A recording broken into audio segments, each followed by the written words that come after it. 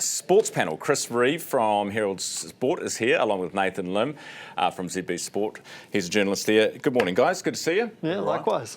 Big win, Chris, for the All Blacks. A lot of nerves and anticipation. I loved watching Razor in the box sort of get excited, but then quickly contain himself. They must be happy with that. Yeah, I think they would be. That was a great test match. There was so much sort of hype going into this one. The record at Eden Park being on the line, South Africa being the ones sort of having the opportunity to take that. And the All Blacks really stood up. That was by far the best we've seen them this year, probably in the last couple of years.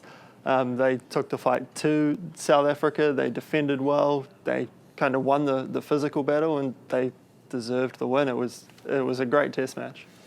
What were the keys to it, do you reckon? I feel like the All Blacks beat South Africa at their own game. The kicking game from the All Blacks was really, really good. Beauden Barrett steering the side expertly from 10. And I thought Finlay Christie, who was under so much pressure, copped so much flack from the New Zealand public this week, being the fourth choice starting halfback. I thought he was one of the best players on the field. I thought he really, really stood up under pressure. The All Blacks were way more clinical than South Africa. South Africa was sloppy for the most part of that game and sort of fought their way back into it right at the end, and you've really got to credit the All Blacks' heroic defence at keeping them out. Ardie Savea standing over the box at the end there saying, "This is my house." There's nothing more hype than that. It's pretty cool, eh? In his 100th test match, Yeah. that's such a good way for him to finish that game, to basically win it for them. What about when the South Africans, because you know how they've got all these rules to speed up the game, which I think are working brilliantly, because boredom levels are dropping.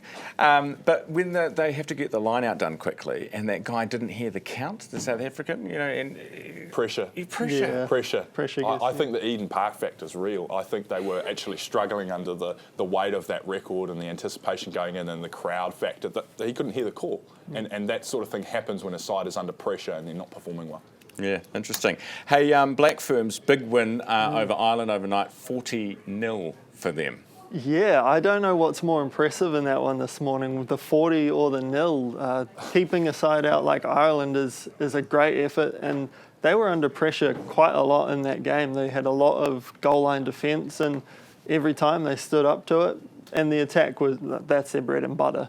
They attack so well, and once they get going, they're very hard to stop. So very good signs now going into the knockout stages, and hopefully more to come. I mean, Braxton Sorensen-McGee's got 6 tries in 2 tests now, so a lot of people will be taking notice of her. Yeah, absolutely. What did you make of it, Nathan?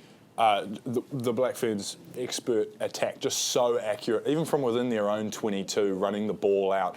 They just blitzed Ireland. They embarrassed them. They stood them up. And when Ireland had beaten the Black Ferns 2 out of the last 3 times, the Black Ferns, it was a statement game. It was a statement performance. They needed to step up under that pressure, and the win is really important because it secures a quarter-final berth against South Africa, and they avoid heavyweights France until at least later in the competition.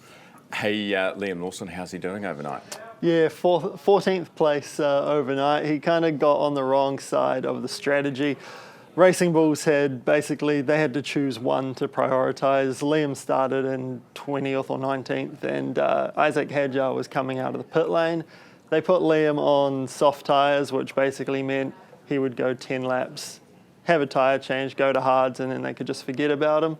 And Isaac Hadjar went the other way, so that left Liam Lawson pretty vulnerable in the later stages of the races with guys on newer tyres, fresher tyres, just able to get past him.